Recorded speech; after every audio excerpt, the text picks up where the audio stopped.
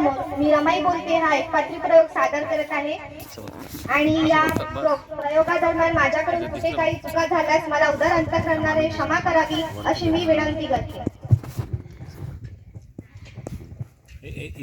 इथे बसलेल्या भावांनो, बहिणींनो आणि माझ्या लेकरांनो, ओळखलं का मला? मी रमा, तुमची रमाई, आंबेडकर घराण्याची सून आणि माझ्या साहेबांची रामा. मी रमा. तसं तुम्ही माझ्यापेक्षा माझ्या साहेबांना जास्त ओळखता. आता माझं साहेब बॅरिस्टर साहेब, अवघं जगच ओळखते त्यांना. त्यांच्या नावाचा डंका बसतो डंका देश विदेशात.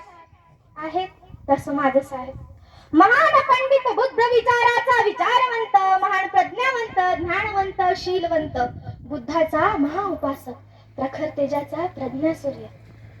माया साहेबाचं तेज एवढं प्रखर की चंद्र सूर्यानं पाहावं आणि त्याचेही डोळे दिपून जावे असे माये साहेब. क्रांती सूर्य आणि मी त्या सूर्याची सावली रमा. मी मूळची दाभोळच्या वणंगावची भिकू धोत्रेची मुलगी. माझा बाप बंदरावर माशाची टोपली वाहायचं काम करायचा. माझ्या मोठ्या बहिणीचं लग्न झालं ते मी गौरा आणि शंकर तिघ भावंड होतो. मी थोरली. घरात 18 विश्वधारी म्हणावं. 2 वेळ जेवण बरोबर भेटत नव्हतं. बारकोटी माशाची टोपली व्हायचा. त्याला तो खमला. त्याला अशी खोकल्याची उभं राहायची ना की रक्तच निघायचं. माझ्या बाचा आजार पण मायाने डोक्यावर घेतलं ना ती बिमार पडली.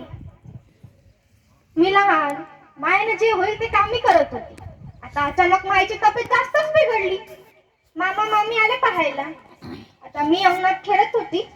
घरातून बहिणाबाईचा आवाज ऐकून पाहणं मामा खोपड्यात पडाले. मी पण गेले. माय माझ्याजवळ पाहत होती. तिने मला जवळ बोलावलं, माझा हात हातात घेतला न म्हणली, राणी गौरा शंकरला पाहिजे, तुझ्या बाची काळजी घे.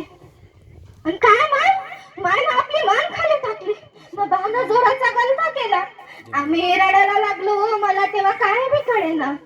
माझं वय असते काय, मी काहीतरी समजले. गौरा शंकरला सोबत घेऊन बाची काळजी घेत होती.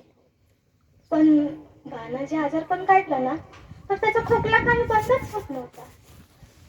आणि एक दिवस माझा बाप पण आम्हाला सोडून गेला. आई मेली तर बाला धरून रडले. आता बा मेला तर कोणाचं रडू काहीच कळत नव्हतं. मीच दिल धरला. सारेले म्हणलं नका रडू, कोणी नका रडू. माझी गौरा आणि शंकर रडत आहेत, नका रडू. 2-3 दिवसानं गौरा म्हणाली, आई गेली तर आली नाही. आता बापन गेला तर आईनं बा कुठे गेले हो. माझ्याजवळ याचं उत्तरच नव्हतं. मामा मामीनं विचार केला, बैठक धरली ना. आम्ही निराधार भावंड मामा मामीच्या आश्रयाला मुंबईला आलो. माझे मामा मामी लई प्रेमळ, खूप माया लावली त्यांनी आम्हाला. पण मनातलं वादळ काही शांतच होत नव्हतं. दिवसा मागून दिवस जात होते. मी 9 वर्षाची झाली. एक दिवस सुभेदार साहेब घरी आले. गोविंदपूरकर आहेत का घरात? मी पटकन घरात गेले आणि प्यायला पाणी घेऊन आले. मामानी सुभेदार साहेबांचं बोलणं झालं आणि सुभेदार साहेबांनी मला बोलावलं. माझ्या हातात खडी साखरेची पुडी दिली. मी घरात पडली. दुसऱ्या दिवशी माहित झालं की ते सुभेदार रामजी आंबेडकर होते. आपला मुलगा भीमरावसाठी त्यांनी मला पसंत केलं होतं. आमचं लग्न ठरलं होतं. मला काहीच सुचत नव्हतं. लोक चर्चा करत होते. अहो, अस्पृश्य समाजातला पहिला मुलगा 9वा वर्ग मुंबईतून पहिला आला. त्याने इतिहास घडवला आणि त्या पोराचं लग्न सुभेदार साहेब एका अनाथ पोरीशी करून राहिले. माझ्याही पोटात भीतीचा घोडा उठला होता. कारण माझी गौरा आणि शंकर माझ्या सोबत राहणार. आता आज माझे मायबाप जगात नाही. मीच गौरा शंकरची आहे. शिकल्या सवरला घरात मला मागणी आली. काहीच कळत नव्हतं. बघा, सुभेदार साहेब बोलले, आमच्या भीमाच्या शिक्षणात आम्हाला काही अडथळा नको म्हणून आम्ही रमाला पसंत केलं. आणि लग्नाचा दिवस उजाडला. भायखळ्याच्या भाजी मंडीत माशांच्या दुकानाच्या जागेवर आम्हाला उभं केलं. आता माशांची फेकलेली घाण, आता घाणीवर घोंगवणाऱ्या माशा, बाजूला बाजारातलं वाहून नेणारं गटार, जिकडे पाहुणा तिकडे वासच वास. आता आम्ही नवरदेव नेवरी समोरासमोर उभे झालो. साहेबांचा चेहरा शांत. कदाचित त्यांना आपल्या आईची तेव्हा आठवण आली होती. मीही आठवणीच्या सागरात गेले. आज माझे आई बाबा असते तर अस्पृश्य समाजाचा भावी राजा त्यांचा जावई होणार होता. आता लोकांच्या आवाजाने मी भानावर आले. लगबगीनं लग्न आटो आणि आमची वरात सुभेदार साहेबांच्या घरी माझ्या सासरी पोहोचली. मी वणनकरांची लेक आंबेडकर घराण्याची सून झाली. आमचं थाटात स्वागत झालं. एका नातलं गेलं तेव्हा सुंदर असं गाणं म्हटलं. रमा भीमाचं लगीन नाही दोघांना माऊली, रमा अनाथ लेकरू झाली सूर्याची सावली, लाजली ही धरणी काळ काळ चढला, गोरा गालावर दोघांच्या पाणी वाहे घडा घडा, अशा सूर्याच्या नावाचं कुंकू लाविल रमान, कसा काळही गरजला मान टाकून गुमान.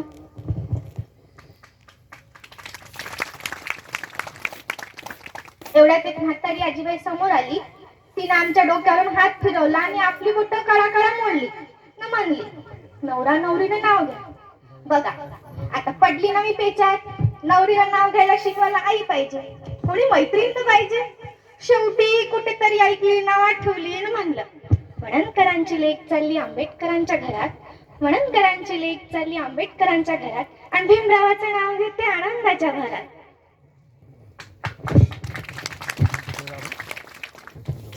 आता माझ्या जीवनात काय फरक पडला? एका घरातून दुसऱ्या घरात गेले तर संसार सुरू झाला. साहेबांच्या शिक्षणावर सारायचं लक्ष आणि माझं लक्ष सारं घरावर. घरची कामं, सासू सासऱ्यांची सेवा दिवस जात होते. आता एक दिवस साहेब बोलले, रामू तू शिकली पाहिजे, तुला शिक्षण घेतलं पाहिजे. मी लाजले. म्हणले, अहो साहेब तुम्ही एवढं शिकत आहेत हे का कमी आहे? आता शिकून मी काय करणार? तसं साहेब बोलले, अगं रामू ज्योतिबांनी नाही सावित्रीबाईंना शिकवलं, इतिहास घडवला. जिच्या हाती पाळण्याची दोरी, जिच्या हाती पाळण्याची दोरी, ती जर शिकली तर झोका कसा आज सुट जाईल. बघ आता हो नाही करता मी म्हणला, ठीक आहे तुम्ही माझे मास्तर होत असाल तर शिकेल मी साहेब. काही दिवसात मी थोडंफार लिहायला वाचायला शिकले आणि काही दिवसांनी आमच्या घरात नवीन पाहुणा आला. सगळे एक एक नाव सांगायला लागले. तेव्हा मी साहेबांना म्हटलं, साहेब नाव तुम्हीच ठेवा. तेव्हा साहेबांनी नाव ठेवलं आपल्या मुलाचं यशवंत. साहेब बडोद्याला कामावर गेले, सुभेदार साहेब, आणि आमचे साहेब तातडीनं परत आले. बाबांजवळ बसले.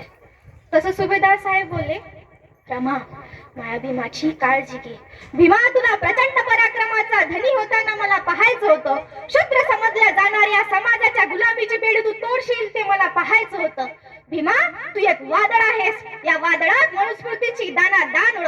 तुझ्या ज्ञानाच्या तेज प्रतापाने आसुर विडका घातलेल्या जातीयतेच्या अजगारांना तू खात्रीने संपवशील यात शंका नाही. तू क्रांती सूर्य हो, तू महासूर्य हो.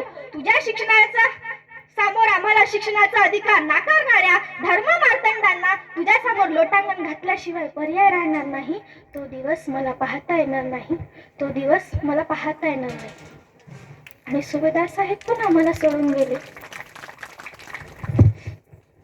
काळ माझ्यावर का रुसला होता कळतच नव्हतं. आधी आई बघ, नंतर सासरे. साहेब तर फार खचले होते, पण त्यांच्या डोक्यात उठणारी प्रश्न त्यांना स्वस्थ बसू देत नव्हती. घरी एकसारखे लोक यायचे, बैठका व्हायच्या. एक दिवस साहेब बोलले, रामू मी अमेरिकेला शिकायला चाललो, इकडे सर्वांची काळजी घे. आणि काय साहेब खरंच परदेशात निघून गेले. एक दिवस त्यांचं पत्र आलं, रामू तू कशी आहेस, यशवंत कसा आहे, मला आता तुझाच आधार आहे. घरच्या मंडळीची काळजी घे. माझा ऊर भरून आला. दीन दलितांचा पुढारी, लाखो लोकांचा आधारवड, आणि मी त्यांची रामू. समाधानानं त्यांना इथली खुशाली कळवली, पण पत्रातून कधीच अडचण सांगितली नाही. साहेब परदेशातून परत आले आणि एल्फिस्टन कॉलेजात शिकवायला लागले. महिना 450 पगार. असं वाटलं आता सुखाचे दिवस आले. काय नशीब नाही, साहेब घरात फक्त 100 रुपये द्यायचे. ह्यातच भागव म्हणायचे, उरले पैसे जमा करायचे. म्हणे इंग्लंडला बॅरिस्टरची पदवी मिळवायला जायचं. जीव नुसता मेठाकुटीला यायचा. 100 रुपयात भागवायचं कसं, पण नेलं कसं तरी निभा. पण मी पण ठरवलं, आता या प्रज्ञा सूर्याची सावली व्हायचं. त्याच्या तेजाने अवघं जग दिपून जाईल. इंग्लंडला साहेब गेले आणि माझ्या आयुष्याची परीक्षा सुरू झाली. 2 वेळ खायला अन्न नाही. मी शेण गोळा करायची, जे काय मजुरी यायची पीठ आणून अर्धी भाकर खायचं. कधी कधी ती अर्धी भाकर सुद्धा भेटायची नाही, मग पाण्यावरच भागवायचं. शेजारी बोलायचे, नवरा शिक्षणाला गेला, या शिक्षणाचा काय उपयोग? ना बायकोच्या अंगावर धड साडी, ना घरात कुणाच्या अंगावर धड कपडा, सारं फाटकं. काय उपयोग या शिक्षणाचा? पण मी खचली नाही आणि कुणासमोर हात पसरलाही नाही. लोकांना काय कळतं, क्रांतीची मशाल पेटवण्यासाठी स्वतःला जाणून महात व्हावं लागते ते. अखेरीस साहेब बॅरिस्टर होऊन परत आले. हजारो लोक त्यांना पाहायला स्वागताला होते. मिरवणुकीतून साहेब घरी आले आणि एक दिवस शाहूराजे घरी आले. मी त्या चकली, सारी चाळ गोळा झाली. म्हणे छत्रपती शिवाजी महाराजांचे वंशज खुद्द राजे शाहू यांना भेटायला आले.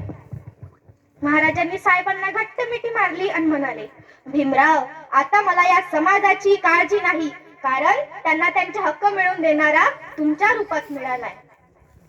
अभिमानाने मन भरून आले. साहेब परदेशात होते तेव्हा मी गरोदर होते.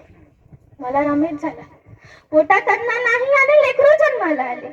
अहो, मला धड खायला नाही तर दूध कुठून येणार, आणि घरात दमडी नाही तर विकतच दूध कुठून आणणार. हो, दूध प्यायला मिळालं नाही म्हणून माझा रमेश गेला. लाखो लोकांचा राजा बॅरिस्टर व्हायला परदेशात गेला आणि इकडं त्याचं लेकरू दूध नाही म्हणून मला सोडून गेले. नंतर मला इंदू झाली, गोरी पान इंदू. खाली पोट जगून ताकद नाही तर लेकरू कसं जगेल? इंदू 7च दिवसात गेली.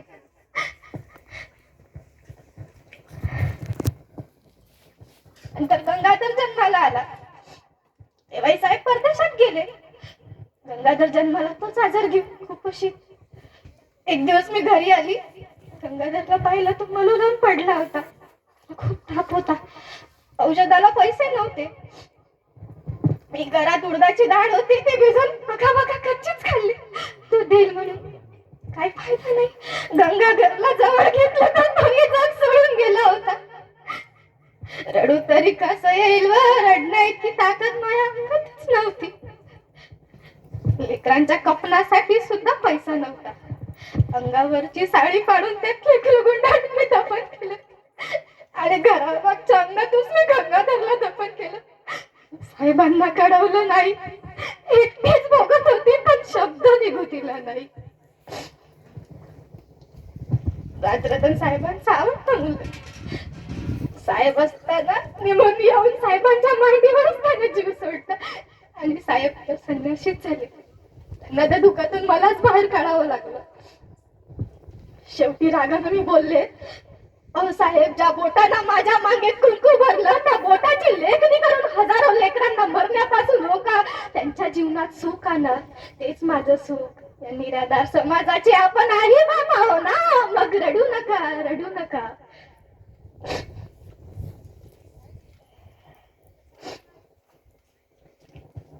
राजरतन पोटात होता तेव्हाच मला टीबीचा आजार झाला होता.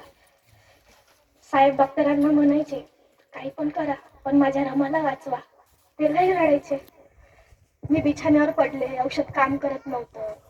साहेब तास माझ्या जवळ बसायचे. मी साहेबांना म्हटलं, अहो साहेब, या बहिष्कृत भारताला बहिष्कृत समाजात माणसात आणण्याचं महान काम तुम्ही करताय. तुमचा वेळ मूल्यवान आहे. तुम्ही तुमचं काम करा. तुमच्यामुळे मला 9 कोटी माय होण्याचं सौभाग्य लाभलं आहे. का कोणी दुसऱ्या जगाच्या इतिहासात 9 कोटींची माय?